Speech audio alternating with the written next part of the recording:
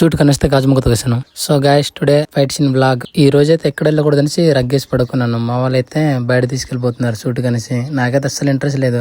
Bro గడేమో fight scene చేద్దామంటే మనం ready అయిపోయేసి ఇంకా వచ్చాం మనం. మా వాళ్ళేమో ఆ వీడియోలో రాడ్ ఉండాలి రా అనేసి అన్నారు. అలాంటిని మనం రాడ్ వేసుకుని వచ్చాం. అలా ముందుకెళ్తుంటే రోడ్ లో మా బ్రో గడ కనిపించాడు. మా స్కూల్ ఫ్రెండ్ అనమాట. సిగ్గుపడుతున్నాడు వీడియో తీస్తుంటే.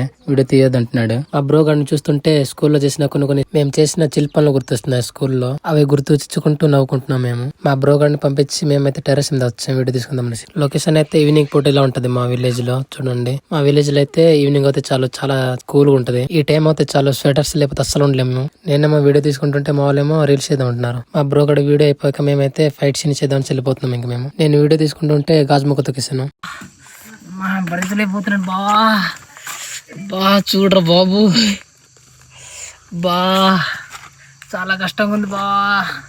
రే హాస్పిటల్ తీసుకెళ్ళండి రా. గాజుముఖ తొక్కేస్తే హాస్పిటల్ తీసుకెళ్ళంటారు అంటే చూస్తున్నారు మా వాళ్ళు. హాస్పిటల్ తీసుకెళ్ళడం ఉండవు, డైరెక్ట్ ఇంట్లోనే అంటున్నారు మా వాళ్ళు. అయితే ఏదో కాళ్ళకి నాట్యోదయం రాసి ఇంట్లో తీసుకెళ్లిపోతున్నారు మా వాళ్ళు. ఈ గాజు వ్లాగ్ మీకు ఎట్లా అనిపించింది కామెంట్ చేయండి. సరే మరి ఉంటాను, స్టూడియోలో కలుద్దాం, బాయ్.